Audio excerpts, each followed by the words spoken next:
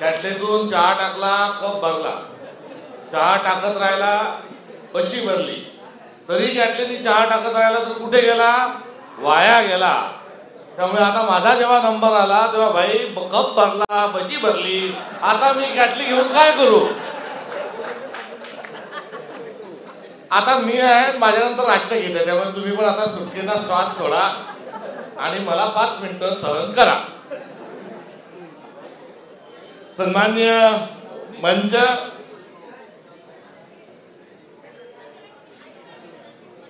भाषण भाषण करताना तिथे जे वडील आहे, या वडिलांच्या दोन्ही डोळ्यातून समाधानाचे अश्रू वाहत होते आणि त्या समाधानाच्या अश्रूसोबत त्यांच्या मनात एक स्वाभिमान हा जागृत झाला की माझं लेकरू, माझी मुलगी आज एवढ्या मोठ्या मंचकावर उपस्थित राहून मुंबईच्या युवक काँग्रेसच्या अध्यक्षपदाच्या अनुषंगानं ती पद ग्रहण करत आहे, भाषण करत आहे.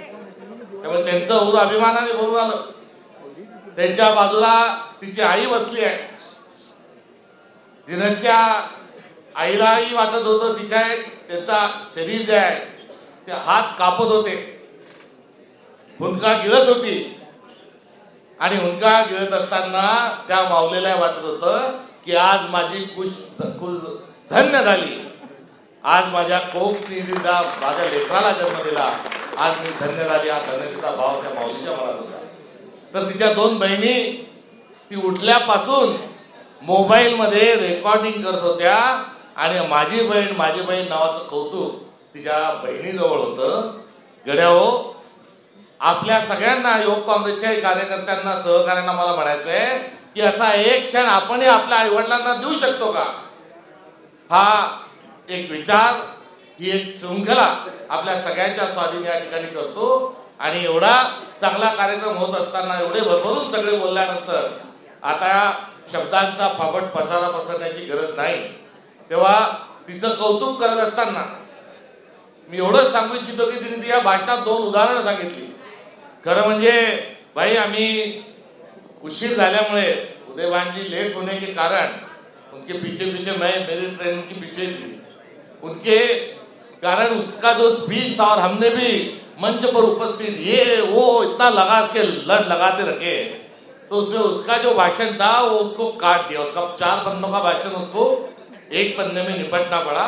तो मैं आपसे नहीं, तो मैं उसकी क्षमा यहाँ चाहूंगा. मगर उसने अपने भाषण में 2 उदाहरण दिए. एक 10 साल की उम्र में 4वीं कक्षा में जब वो थी, तब सोनिया जी का जो भाषण है, सोनिया जी का जो वाक्य है, वो उसने बताया, कुर्बानी कुर्बानी कुर्बानी अल्लाह को प्यारी है कुर्बानी. और जिनका राजनीति में आने का मोटिवेशन ये बलिदान है, कुर्बानी है, ऐसी व्यक्ति यदि राजनीति में कुछ करने के साथ लहजे में और उसके कमिटमेंट के साथ आती है, तो ऐसे ही नेताओं की हमें जरूरत है. तो एक तरफ है कमिटमेंट और दूसरी तरफ है तरीका. उनके भाषण का दूसरा जो मुद्दा था, वो मुद्दा था मेहनत, अकलमंदी, वर्क हार्ड और वर्क स्मार्ट. आपको आगे चलना है, आगे बढ़ना है, तो जिंदाबाद मुर्दाबाद, हम आगे बढ़ो, हम तुम्हारे साथ हैं, ऐसे नहीं होगा. तो एक कर्मठता की आवश्यकता है, एक चालाकी की आवश्यकता है, एक हम्बलनेस की आवश्यकता है. इन सारों को क्लब करते हुए उन्होंने अपना एक्टिविस्ट का जो अनुभव है वो बताया. तो एक तरफ अनुभव और एक तरफ कार्य संस्कृति और कर्मठ कार्यकर्ता का एक कमिटमेंट, तो दूसरी तरफ बलिदान का चित्र. ये 2 के कॉम्बिनेशन से जो यहाँ पर उनका नए अध्यक्ष जी का जो किरदार उभर के आया जिनेन्द्र जी का, तो मैं उनको तहे दिल से मुबारकबाद देता हूँ. और आप मुंबई की पहिली अध्यक्ष आहोत, मुंबई करते हो, मात्र आम्ही आमची मुंबई नाही सोडणार. मुंबई महाराष्ट्रातलीच आहेच हे आपण सगळेच मानणारे आहोत. त्यामुळे आमचं जे लेकरू आहे हे महाराष्ट्राची ती नेता आहे, तिला मुंबईच्या नेता न म्हणता मी एक महाराष्ट्राला पडलेले जे सोनेरीचं स्वप्न आहे तिच्या रूपातून हे साकार हो अशी नियतीला साकडं या ठिकाणी घालतो. आणि सत्य शेवटी जिनत म्हणजे काय, तर जिनत म्हणजे त्याचा जर मराठीत त्याचा किंवा शब्दकोशात आपण गेलो तर जिनत म्हणजे अलंकार. ठीक आहे ना.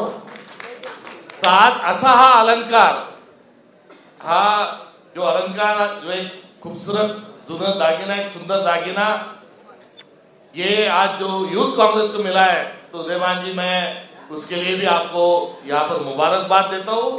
और आगे चलने का बढ़ने का उदयभान जी अध्यक्ष है, मगर उदयभान जी अध्यक्ष होने के साथ साथ एक कर्मठ कार्यकर्ता भी है.